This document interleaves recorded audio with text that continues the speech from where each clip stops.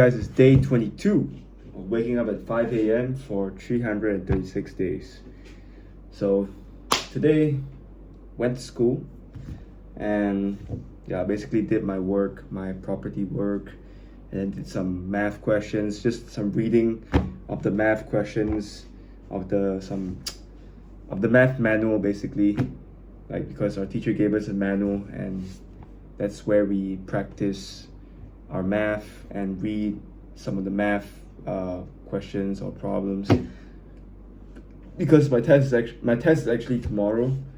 And I think I'm ready. It shouldn't be that hard. Like I did AdMaths in when I was in SPM, so I think it should be all right. It should be all right. Like I shouldn't be too worried. But I didn't do math for like a long time already, like probably 2 to 3 years. So going back into it is pretty interesting. I'm quite surprised that I haven't forgotten a lot of the things yet. I still remember some of it. Once I actually do the exercises, I'm actually reminded of it. So that's good. And I can't wait for the test tomorrow. Tomorrow, I'm just gonna grind. I'm gonna wake up at 5. Once I get there, I run and then I shower. I should be able to get working at 7 a.m. My test is at 10:30. So I got 3 hours to prepare for it. I'm just gonna last minute cram everything from chapter 1 to chapter 3. Like from addition. No, it's basically like basic maths. Like it's addition, subtraction, how to use the calculator, decimal place, fractions, and what's the third chapter? Ratios, proportion. Okay, that one's a bit. I mean, it's easy, but when they ask the questions, like they can make it very tricky. So that's one thing I have to be aware about. But other than that, I'm quite excited for it.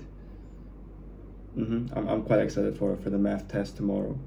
And today, because our English teacher left last week, she had to move on to her other endeavors. Like she wanted to coach teachers. So there was a new teacher today. His name is Mr. Amin.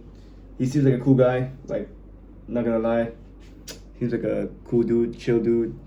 Even though on orientation day he was a bit funny.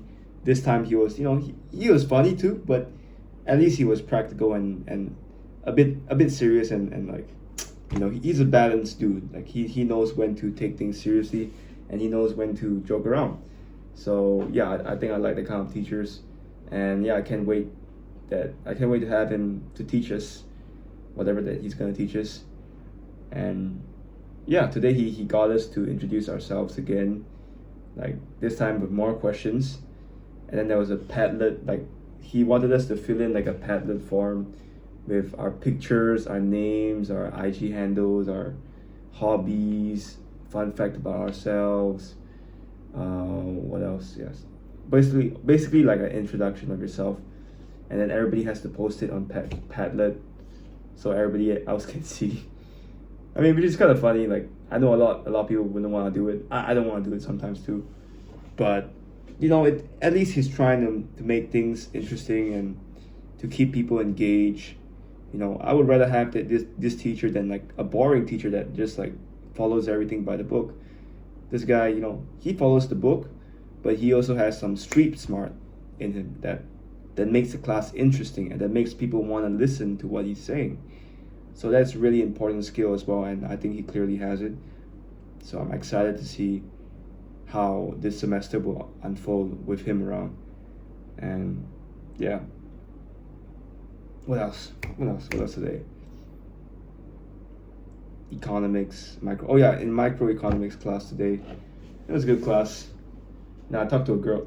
Like a girl was just sitting beside me, so I just decided to have a conversation with her. Just talk about things like literally anything. I just asked her like, "Hey, what did you do? How did you do for your math test? Did you do it already?" Because some groups they finish the tests earlier than other groups. My test is tomorrow, but some groups already finished their test today. So I was like asking so I wanted to know like what questions came out. So I just asked her like, "Hey, did you take the test today?" I'm like, yeah. Then we just started conversing from there, just talking about literally anything. I must say I would say she's charismatic. She would she would know how to keep the conversation going, which I like. I think that's a really good thing.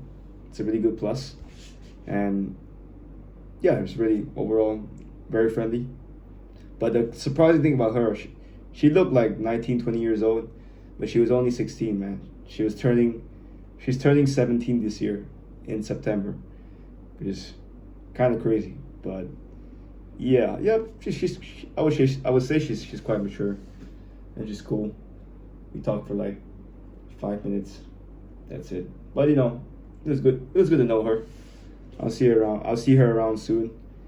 And yeah, I just felt old like during that conversation. I was like, because I'm 22 years old and she's like 16. I'm turning 22 this year, but our gap is like 5 years. Like that's a big gap, especially when you're in college or in high school. That's a big gap. Maybe when you're older, like 5 years doesn't sound too bad, but when you're my age or you're young or younger, like it sounds a very big gap. It's a very big gap, but it gets smaller as you grow older. But for now, it's still a big gap. So yeah, I feel old. I am the oldest in the whole course, which is fine. But like, I guess yeah, I feel old, man.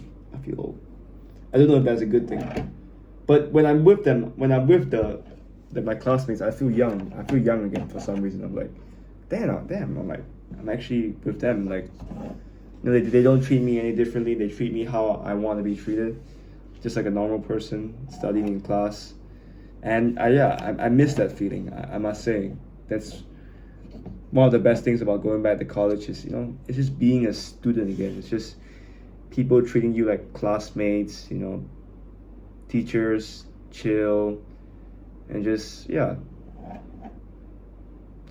just having class. That's something that I missed. I missed a lot. I miss ever since I dropped out. I missed that feeling, and I'm so glad that I'm back. Yeah, I really am so glad that I'm back. That's why I'm like just grateful for everything that has happened. I'm grateful, and yeah, I'm grateful, and I want to keep pushing forward and keep doing the best with what I have, and just live life to the fullest. I think that's the ultimate goal, to live the best life that you can. That's the main quest, to live the best life that you can and that you want to. Everything else is a side quest. The main quest for me is just to live a fulfilling life, a life that I truly want, and yeah, just live it to the best that I can. That's the dream, and I think I'm doing it. I'm doing it right now. I'm living it to the best. I can do it better, but I'm doing it. I think I'm doing fairly well right now, and I should just keep maintaining it, and just keep being consistent and slowly add up and progressive overload. And yeah, either way, I'm still grateful. I still got to be in this earth, be on this earth. I still got to to have a chance to do things. So that in itself is already very nice, and I'm grateful for everything. So yeah, I hope you guys are grateful too. I know, to be on this world, watching a video, doing anything basically, that's 1 in a billion or 1 in a trillion. Like the chances of that happening is almost impossible.